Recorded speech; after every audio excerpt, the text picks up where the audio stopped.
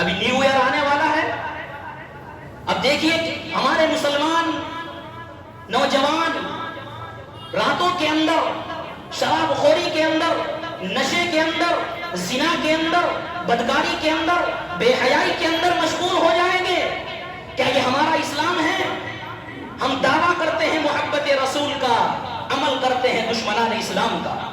ہم دعویٰ کرتے ہیں محبت رسول کا، دعویٰ کرتے ہیں محبت الہی کا، اور عمل کرتے ہیں یہودوں والا، عمل کرتے ہیں نصرانے والا، عمل کرتے ہیں دشمنان دین والا. یہ ہمیں اسلام نہیں سکھلاتا. ہمارا سال محرم سے شروع ہوتا ہے، اور ہمارے اسلام نے بتایا کہ اگر جب محرم شروع ہو جائے تم دعا کرو اللہم ادخلہ بالامن والسلام، کہ اللہ یہ نیا سال شروع ہو رہا ہے، یہ امن کے ساتھ، سلامتی کے ساتھ گزار. الحمدللہ نحمده ونستعینه ونستغفره ونؤمن به ونتوکل علیہ ونعوذ بالله من شرور أنفسنا ومن سيئات أعمالنا من يهده الله فلا مضل له ومن يضلله فلا هادي له ونشهد أن لا إله إلا الله وحده لا شريك له ونشهد أن سيدنا وحبيبنا ونبينا ومولانا محمدا عبده ورسوله وصلى الله على النبي وعلى آله وأصحابه وأزواجه وذرياته وسلم تسليما كثيرا أما بعد فأعوذ بالله من الشيطان الرجيم بسم الله الرحمن الرحيم إن الصلاة تنهى عن الفحشاء والمنكر صدق الله العظيم وقال النبي صلى الله تعالى عليه وسلم من ترك الصلاة متعمدا فقد كفر أو كما قال عليه الصلاة والسلام. اللهم صل على محمد وعلى آل محمد كما صليت على إبراهيم وعلى آل إبراهيم إنك حميد مجيد. اللہ رب العزت کا انتہائی احسان و کرم ہے کہ اس نے ہم سب کو اپنی عبادت کے واسطے جمع فرمایا اور کچھ کہنے کی اور سننے کی توفیق عطا فرمائی.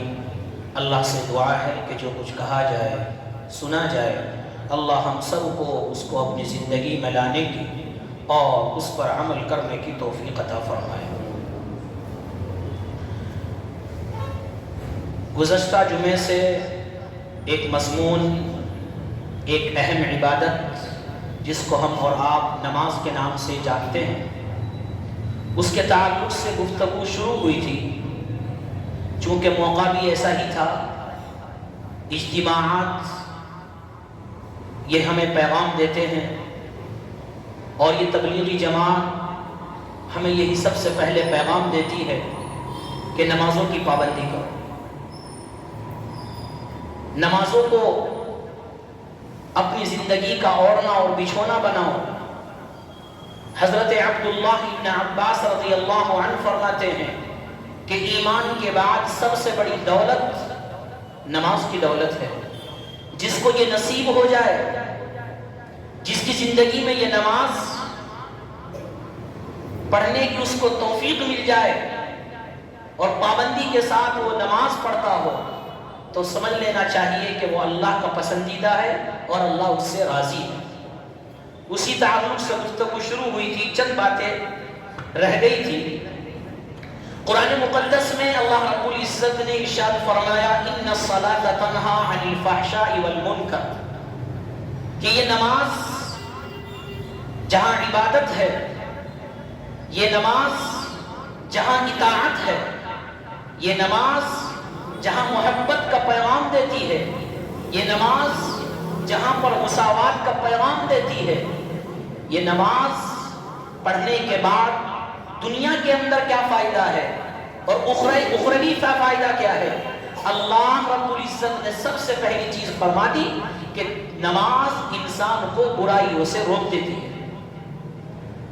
انسان نماز پڑھنے کے بعد برائیوں سے رکتا ہے. اب یہ سوال پیدا ہوتا ہے کہ ہم لوگ نماز پڑھتے ہیں پھر بھی برائی کرتے ہیں. قرآن تو کہہ رہا ہے کہ نماز پڑھنے کے بعد برائی سے انسان رک جاتا ہے. علماء نے اس کے جوابات فرمائے، جس میں سے ایک جواب یہ کہ اگر ہماری نماز کی طرح ہو جائے، نماز کے اندر خشوع اور خضوع پیدا ہو جائے، نماز کے اندر اخلاص پیدا ہو جائے، اور نماز ایسی ہو جیسی اللہ چاہتا ہے، عبادت ایسی ہو جیسی اللہ چاہتا ہے، اگر ہماری نماز بن جائے، ہماری عبادت کی طرح ہو جائے، ہماری نماز رسول اکرم صلی اللہ علیہ وسلم والی نماز ہو جائے، ہماری نماز صحابہ والی نماز ہو جائے، تو یقیناً وہ انسان کو برائیوں سے روکتی ہے. آج ہماری نمازیں وہ نمازیں نہیں. آج ہمارے خیالات کی گندگی جب باہر ہوتی ہے، نماز کے اندر بھی وہ خیالات چلتے رہتے ہیں. ہماری وہ نماز نہیں ہے جو اللہ کے رسول صلی اللہ علیہ وسلم کی نماز تھی، جو صحابہ کی نماز تھی.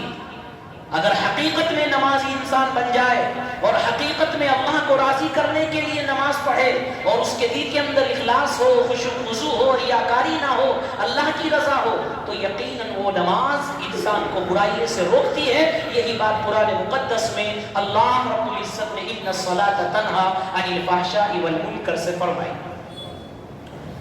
حضرت مولانا مفتی شعیب اللہ صاحب دامت برکاتہ العالیہ نے اپنی کتاب کے اندر اسی کے تحت ایک بات لکھی ہے اور واقعہ لکھا ہے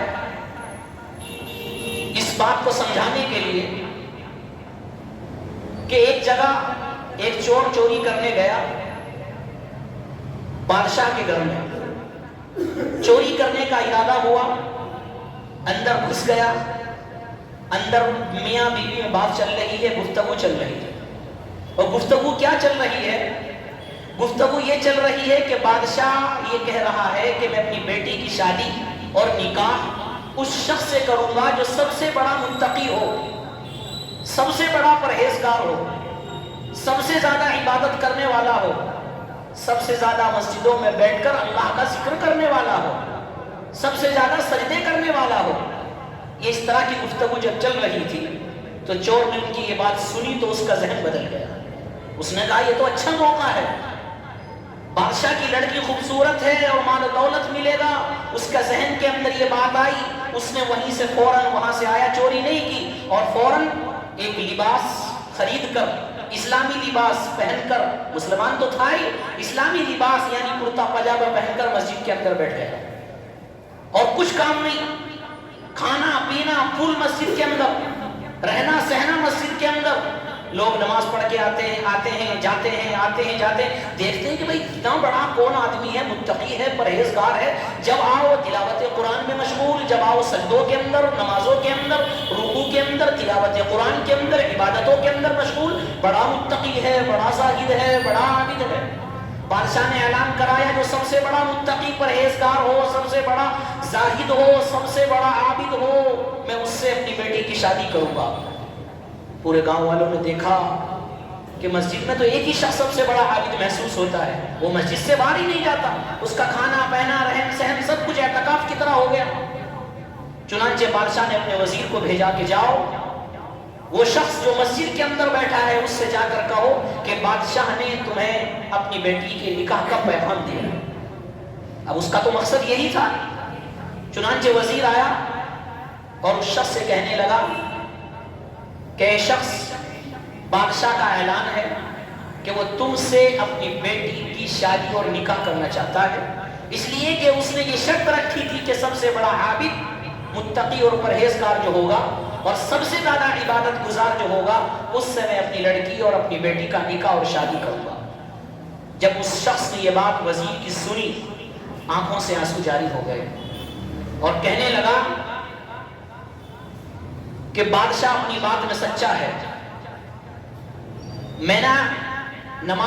میں مسجد کے اندر اسی لیے آیا تھا تاکہ بادشاہ کی بیٹی کا نکاح کا پیغام مجھے آ جائے، لیکن جب میں نے عبادتیں کرنی شروع کری، جب میں نے نمازیں پڑھنی شروع کری، اور جب میں نے ذکر و اذکار کرنا شروع کیا، جب میں نے عبادتیں کرنی شروع کی، مجھے وہ لطافت میرے دل کے اندر پیدا ہوئی، میرے دل کے اندر وہ نورانیت پیدا ہوئی، میرے جسم کے اندر وہ نورانیت پیدا ہوئی کہ میرے دل کے اندر اللہ کی محبت گھر کر گئی. اور میں بادشاہ کی بیٹی کی نکاح کا پیغام جھٹلاتا ہوں اور ترک کرتا ہوں، اور مجھے یہ نکاح نہیں کرنا اس لیے کہ اب میں عبادت کر رہا ہوں، اللہ کے لیے کر رہا ہوں، کسی کی بیٹی سے نکاح کرنے کے لیے نہیں۔ اب میں عبادت جو کرنے لگا ہوں میں اللہ کے لیے کرنے لگا ہوں، لہٰذا مجھے یہ نماز اب یہ پیغام دیتی ہے کہ اب میں چوری نہیں کروں گا، میں ڈکیتی نہیں ماروں گا، میں برائی نہیں کروں گا، اور میں غلط کاموں کے اندر مبتلا نہیں ہوں گا۔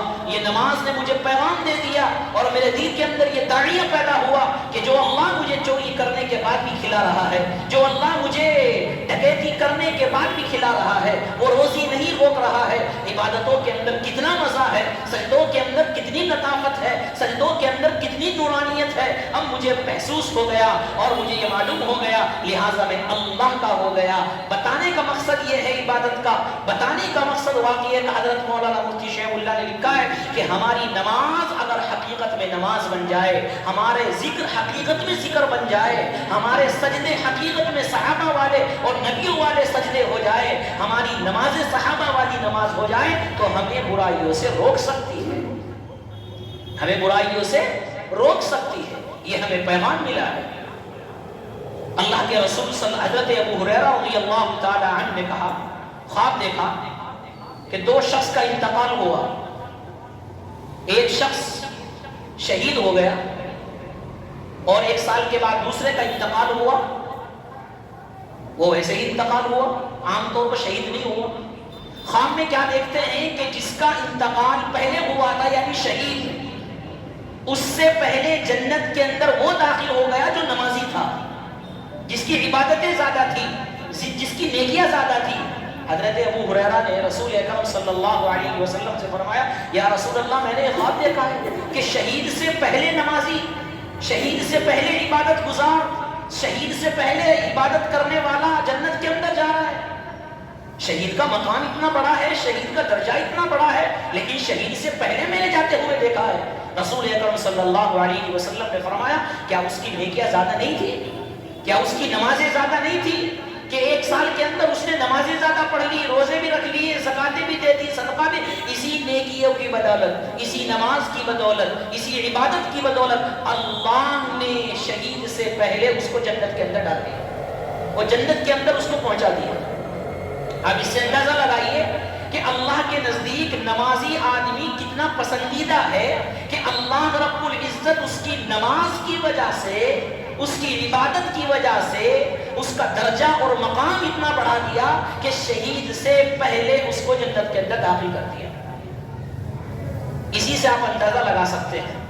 رسول اکرم صلی اللہ علیہ وسلم نے ایک حدیث میں ارشاد فرمایا، من ترک الصلاۃ متعمدا فقد کفر، جس نے نماز کو جان بوجھ کر چھوڑا، ارادتاً چھوڑا، وقت ملنے کے بعد بھی چھوڑا، ٹائم تھا جب بھی چھوڑا، اللہ کے رسول صلی اللہ علیہ وسلم نے فرمایا اس نے گویا کہ کفر کیا۔ اس نے کیا کیا؟ کفر کیا، یعنی کافروں والا عمل اس نے اختیار کیا۔ نماز کے چھوڑنے کی کتنی سخت وعید اللہ کے نبی صلی اللہ علیہ وسلم نے فرمائی کہ گویا کہ نماز چھوڑنے والا ایسا ہے گویا کہ وہ کافروں کی فہرست میں شامل ہو رہا ہے، کافروں والا عمل کر رہا ہے۔ نماز کا چھوڑنا کافروں والا عمل ہے۔ ایک حدیث میں اللہ کے رسول صلی اللہ علیہ وسلم نے فرمایا، اللہ کے نبی نے فرمایا صحابہ سے، تم مجھے کئی چیزیں ذکر فرمائی، ان میں سے ایک چیز ذکر فرمائی نماز، تم مجھے نمازوں کی ضمانت دے دو، نمازوں کی پابندی دے دو، میں تمہیں جنت کی ضمانت دیتا ہوں، میں تمہیں جنت کی ضمانت دیتا ہوں۔ تم نمازوں کی پابندی کر لو، اطاعت کر لو، سجدے کر لو، نمازیں پڑھو۔ تم نے اگر نمازیں پڑھ لی، عبادتیں کر لی، تو اللہ کے نبی صلی اللہ علیہ وسلم نے فرمایا میں تمہیں جنت کی ضمانت دے رہا ہوں۔ یہ نماز اتنی محتم شان ہے جس کو اللہ نے فرش پر نہیں، جبرائیل سے نہیں، عرش پر بلا کر دیا ہے، اور اس کے ادا کرنے پر اور اس کے 5 وقتہ جماعت کے ساتھ نماز پڑھنے پر اللہ کے نبی صلی اللہ علیہ وسلم نے جنت کا ٹکٹ اور جنت کا ضامن بنایا ہے۔ لیکن شرط یہ ہے کہ ہماری نماز نماز کی طرح ہو، نمازوں کی پابندی ہو اور نماز جیسی ہونی چاہیے ایسی ہو۔ حضرت علی رضی اللہ تعالی عنہ کو تیر لگا۔ اب تیر لگنے کے بعد انسان کو کتنا گویا کہ دکھ اور درد ہوتا ہے۔ حضرت علی رضی اللہ تعالی عنہ کو تیر لگا، نماز نہیں چھوڑی۔ حضرت علی رضی اللہ تعالی عنہ نے کہا کہ جب میں نماز پڑھنے کے لیے کھڑا ہوں میرا تیر نکال لینا۔ کیا فرمایا؟ جب میں نماز پڑھنے کے لیے کھڑا ہوں تو میرا تیر نکال لینا۔ حضرت علی رضی اللہ تعالی عنہ کھڑے ہوئے، نماز کی نیت باندھی، تیر نکال لیا گیا۔ سلام پھیرنے کے بعد پوچھتے ہیں کہ کیا تیر نکال لیا؟ یعنی نماز کے اندر تیر نکالا گیا، اور تیر کو نکال کر کتنا درد و تکلیف ہوتی ہے۔ حضرت علی رضی اللہ تعالی عنہ نماز پڑھ رہے ہیں، تیر نکال لیا گیا، لیکن درد کیا ہوتا ہے، تکلیف کیا ہوتی ہے، اس کا ان کو محسوس تک نہیں ہوا۔ کیوں؟ اس لیے کہ جب وہ نماز کی نیت باندھ لیتے تھے، ان کا خیال، ان کا ذہن، ان کا دل، ان کا دماغ، ان کا جسم، ان کی روح کا تعلق اللہ سے ہوتا تھا، دنیا سے نہیں ہوتا تھا۔ اس نماز کا تعلق صرف اللہ سے ہوتا تھا، دنیا سے نہیں ہوتا تھا۔ کیا ہماری نمازیں ایسی ہیں؟ کیا ہمارے اعمال ایسے ہیں؟ ہم خیالات سے نہیں بچتے، نمازوں کے اندر برے خیالات، نمازوں کے اندر وسوسے ہمارے آتے رہتے ہیں۔ کاش ہماری نمازیں ایسی بن جائے جیسی صحابہ کرام کی تھی، اور کاش ہماری نمازیں ایسی بن جائے جیسے انبیاء علیہ السلام نے نمازیں پڑھی ہیں۔ انسان جب نمازوں کی پابندی کرتا ہے، یہ اللہ کے راضی ہونے کی علامت ہے، یہ اللہ کے خوش ہونے کی علامت ہے، یہ اللہ کی رضا کا پروانہ ہے۔ جب انسان نماز تو نماز تہجدوں کی پابندی کرتا ہے، وہ اللہ کے قریب پہنچ جاتا ہے۔ جنہیں نمازوں سے عشق ہوتا ہے، جنہیں نمازوں سے محبت ہوتی ہے، جنہوں نمازوں سے محبت اور لگن ہوتی ہے، وہ فرائض تو بہت دور کی بات، نوافل، سنت، تہجد کے چھٹنے پر بھی غم کرتے ہیں، تہجد کے چھٹنے پر بھی غم کیا کرتے ہیں۔ ایک بزرگ کے بارے میں لکھا ہے تہجد کے پابند تھے، ہمیشہ تہجد پڑھا کرتے تھے۔ اچانک ایک دن کیا ہوا کہ ان کی آنکھ لگ گئی، نیند کے اندر رہ گئے، آنکھ نہیں کھلی، تہجد کی نماز قضا ہو گئی، نہیں چھوٹ گئی۔ اس تہجد پر اتنا روئے، اتنا روئے، اتنا روئے کہ خواب کے اندر کسی نے آ کے بتایا کہ آج تم اتنا روئے ہو، اتنا روئے ہو کہ گویا کہ اللہ نے پوری زندگی کی تہجدوں کا ثواب تمہیں عطا کر دیا ہے، پوری زندگی کی تہجدوں کا ثواب تمہیں عطا کر دیا ہے۔ تو جب انسان ارادہ کرتا ہے، اللہ رب العزت اس کے لیے ثواب لکھ دیتے ہیں۔ ان کا ارادہ پوری زندگی تہجد پڑھنے کا تھا، ان کا ارادہ پوری زندگی نمازیں پڑھنے کا تھا، فرائض نہیں، تہجد، نوافل کہ چھٹنے پر اتنا غم ہوتا تھا اور اتنا روتے تھے کہ اللہ رب العزت نے گویا کہ ان کی پوری زندگی تہجد پڑھنے کا ثواب ان کو دے دیا۔ آج ہماری نمازیں چھٹتی ہے، کیا چہروں پر کوئی غم؟ آج ہماری نمازیں چھٹتی ہے، کیا ہمارے ذہنوں میں، دلوں میں کوئی غم ہوتا ہے؟ نہیں ہوتا۔ اللہ کے نبی صلی اللہ علیہ وسلم نے حدیث میں ارشاد فرمایا، مستدرک حاکم کی روایت ہے اور بھی کتب کے اندر ہے کہ جو انسان جان بوجھ کر نماز چھوڑتا ہے، باوجود ہے کہ وہ مسلمان، باوجود یہ کہ مومن، باوجود یہ کہ اسلام کو ماننے والا، ایمان کو ماننے والا، نماز چھوڑتا ہے، کل کو قیامت کے دن اس کا حشر قارون کے ساتھ ہوگا، کل کو قیامت کے دن اس کا حشر فرعون کے ساتھ ہوگا، کل کو قیامت کے دن اس کا حشر حامان کے ساتھ ہوگا، کل کو قیامت کے دن اس کا حشر ابی ابن خلف کے ساتھ ہوگا۔ 4 نام ذکر کیے، فرعون، قارون، حامان، ابی ابن خلف۔ کیا کوئی چاہتا ہے کہ مجھے فرعون کی فہرست میں شامل کیا جائے؟ کہ ہم میں سے کوئی چاہے گا کہ قارون کی صفوں میں ہمیں داخل کیا جائے؟ کیا کوئی چاہے گا اس کو منافقوں کی فہرست میں اور صفوں میں کھڑا کیا جائے؟ نہیں۔ اللہ کے نبی صلی اللہ علیہ وسلم فرماتے ہیں گویا کہ جان بوجھ کر نماز چھوڑنے والا کل کو قیامت کے دن قارون، حامان اور ابی بن خلف کی صفوں میں کھڑا کیا جائے گا۔ اس سے بڑی بدنصیبی کیا ہوگی مسلمان کے کے لیے کہ ہے نام کا مسلمان اور قارون کی صف میں کھڑا کیا جا رہا ہے نام کا مسلمان اور حامان کی صف میں کھڑا کیا جا رہا ہے نام کا مسلمان اور ابی ابن خلف کی صفوں میں کھڑا کیا جا رہا ہے۔ اس سے بڑی بدنصیبی ہمارے لیے کیا ہوگی؟ اس سے بڑی بدنصیبی ہمارے لیے کیا ہوگی؟ جنہیں نمازوں کا شوق ہوتا ہے، محبت ہوتی ہے۔ ایک بزرگ کے بارے میں آتا ہے، انہوں نے کہا کہ جنت میں نماز نہیں تو جنت کیسی؟ جنت میں نماز نہیں تو جنت کیسی؟ یعنی ایک صاحب سے کسی نے پوچھا کہ آپ کیا چاہتے ہو؟ انہوں نے کہا کہ میں قبر کے اندر بھی چاہتا ہوں کہ مجھے نماز پڑھنے کا وقت دے دیا جائے۔ یہ نمازوں کی محبت ہے، یہ نمازوں کی محبت ہے۔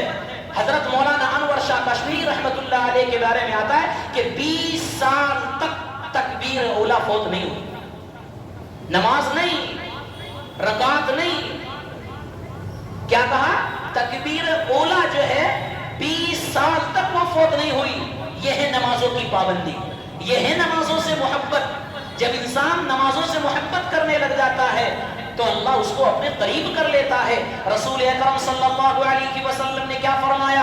قرۃ عینی الصلاۃ، دنیا کے اندر مجھے 3 چیزیں محبوب ہے، صرف 3 چیزیں۔ نمبر 1 خوشبو، نمبر 2 نیک بیوی، منکوحہ بیوی، اور نمبر 3 میری آنکھوں کی ٹھنڈک نماز میں ہے۔ یہ آنکھوں کی ٹھنڈک اللہ کے رسول صلی اللہ علیہ وسلم نے نماز کو فرمایا۔ آقا انعامدار صلی اللہ علیہ وسلم کا آخری وقت ہے، آپ کی زبان سے نکلے ہوئے الفاظ کیا ہیں؟ آپ کی زبان سے نکلے ہوئے الفاظ کیا ہے؟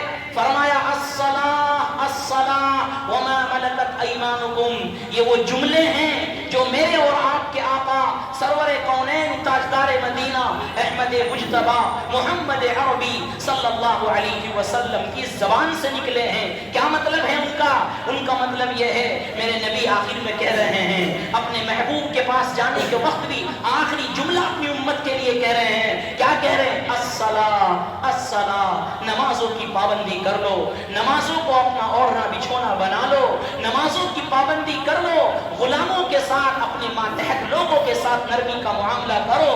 اگر تم نے نمازوں کی پابندی کر لی، تمہاری دنیا بھی کامیاب، تمہاری آخرت بھی کامیاب۔ یہ آخری وصیت آقا انعامدار صلی اللہ علیہ وسلم۔ آج ہمارے پاس ہر چیز کا وقت ہے، ہر چیز کا ٹائم ہے، نماز پڑھنے کا ٹائم ہمارے پاس کہاں سے نکلتا؟ کیوں نہیں نکلتا؟ شادی میں جانے کا ٹائم، دوسری چیزوں میں داخل ہونے کا ٹائم، کہیں شادی میں نہیں جائیں گے یا اس کی دعوت میں نہیں جائیں گے تو فلاں ناراض ہو جائے گا۔ یہی تو سمجھ میں آتا ہے ہمارا، فلاں شخص ناراض ہو جائے گا۔ ہمیں دنیا میں رہتے ہوئے دوسرے کی ناراضگی کا اتنا ڈر، اتنا خوف کہ اس کے یہاں دعوت میں کھانے میں جاتے ہیں تو اللہ کی ناراضگی کا ڈر کیوں نہیں؟ ہمارے دل میں یہ تو بات آ جاتی ہے کہ اس کے یہاں نہیں جائے گے تو وہ ناراض ہو جائے گا۔ یہ دل میں کیوں نہیں آتا مسجد میں نہیں جائے گے تو اللہ ناراض ہو جائے گا؟ اللہ کی ناراضگی کا خوف نہیں ہے، لوگوں کی ناراضگی کا ڈر ہے، لوگ ناراض ہو جائیں گے۔ کتنے دن ہو گئے، ہمارے کتنے نوجوان، کتنے شخص ہم میں سے ہیں فجر کی اذان کو ہمارے کانوں نے سنے نہیں، مہینوں ہو گئے، سالوں ہو گئے فجر کی اذان ہمارے کانوں میں پڑی تھی۔ کیوں؟ اس لیے کہ نیند کا وقت ہے، اس لیے کہ سونے کا وقت ہے۔ ہم نے چھوڑ دیا کہ فجر کی نماز تو ہمارے اوپر فرض ہی نہیں ہے، صرف 4 نمازیں سمجھی ہے۔ اللہ کے رسول صلی اللہ علیہ وسلم نے ایک حدیث میں فرمایا، جس نے فجر کی پابندی کر لی وہ اللہ کی حفاظت میں آ گیا۔ جس نے فجر کی پابندی کر لی وہ اللہ کی حفاظت میں آ گیا۔ آج کہاں ہے پابندی؟ ایک حدیث میں آیا ہے جہنمی لوگوں کو ڈالا جا رہا ہے، اللہ کے جہنمی لوگوں کو ڈالا جا رہا ہے۔ دوسرے پوچھتے ہیں آپ کو جہنم میں کیوں ڈالا جا رہا ہے؟ وہ کہتے ہیں لم نک من المصلین، ہم نماز میں سستی کیا کرتے تھے، ہم نماز میں سستی کیا کرتے تھے، ہم نماز میں کاہلی کیا کرتے تھے، اسی وجہ سے اللہ رب العزت نے ہمیں جہنم کا ایندھن بنا دیا۔ ہم میں سے چاہے گا کوئی جہنم کا ایندھن بنے؟ ہم میں سے چاہے گا کوئی جہنم کا ایندھن بنے؟ نہیں، ہمیں دنیا کی کامیابی اور آخرت کی کامیابی اگر چاہتی ہے تو ہمارے لیے ضروری ہے کہ ہم وقت جہاں اور چیزوں کا ہمارے پاس ہے، حکمرانوں کے خلاف آنے کا وقت ہے، نیوز پڑھنے کا ہمارے پاس وقت ہے، موبائل دیکھنے کا ہمارے پاس وقت ہے، شادیوں میں جانے کا ہمارے پاس وقت ہے، بزنس کرنے کا ہمارے پاس وقت ہے، اور سفر کرنے کا ہمارے پاس وقت ہے، کیا نمازوں کی پابندی اور نمازوں کا وقت نکالنے کے لیے ہمارا دل نہیں نچڑتا؟ کہ ہم نہیں چاہتے کہ ہم مسلمان نہیں ہیں، کہ ہم مومن نہیں ہیں، کہ ہم مومن نہیں ہیں؟ نمازوں کی پابندی یہ اسلام کا شعار ہے، یہ اسلام کی سربلندی ہے، یہ اسلام کی سربلندی ہے۔ اسلام زندہ ہے تو دین سے زندہ ہے، اسلام زندہ ہے نمازوں سے زندہ ہے، اسلام زندہ ہے، اسلام مومنوں سے اور مسلمانوں سے زندہ ہے۔ اگر آج ہم نمازوں کی پابندی کر لیتے اور پانچوں وقت نماز پابندی کے ساتھ پڑھتے تو آج ہمارے پاس یہ حالات نہ آتے، آج ہمارے مسلمانوں پر یہ حالات نہ آتے۔ آج ہم فلسطین کے حالات کو دیکھ رہے ہیں، ہمارے سامنے آنکھوں کے سامنے وہ منظر ہیں کہ جن کا سب کچھ لٹ گیا، نہ گھر ہے، نہ مال ہے، نہ دولت ہے، کچھ نہیں ہے، لیکن نمازوں کی پابندی نہیں چھوٹی، نمازوں کی پابندی نہیں چھوٹی، ان کے رکوع اور سجدے نہیں چھوٹے۔ کیا وہ اللہ کے محبوب نہیں؟ کیا وہ مسلمان نہیں؟ کیا ان کو کھانے کی فکر نہیں؟ کیا ان کو پینے کی فکر نہیں؟ کیا ان کے ماں باپ نہیں؟ کیا ان کی اولادیں نہیں ہیں؟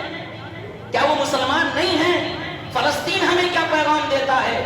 ہم فلسطین کے خبر پڑھتے ہیں، سنتے ہیں، لیکن وہاں سے ہمیں کیا سبق مل رہا ہے؟ ہمیں یہ سبق مل رہا ہے اور یہ پیغام دے رہے ہیں، اے لوگوں، تم کو اللہ نے راحتیں دی ہے، تم کو اللہ نے آسانیاں دی ہے، تم کو اللہ نے صحت دی ہے، تم کو اللہ نے اولادیں دی ہے، تمہیں اللہ نے رہنے کے لیے مکان دیا ہے، کھانے کے لیے چیزیں مہیا فرمائی ہے، ہر چیز کی سہولت ہے۔ ہمیں دیکھ لو، ہمارے پاس کچھ بھی نہیں ہے۔ ہم جب بھی اللہ کے سامنے سجدہ کر رہے ہیں، تم کیوں اللہ کے سامنے جھکنے کو پسند نہیں کرتے؟ کیا وہ ہمارے لیے پیغام نہیں ہے؟ ہمارا کیا حال ہے؟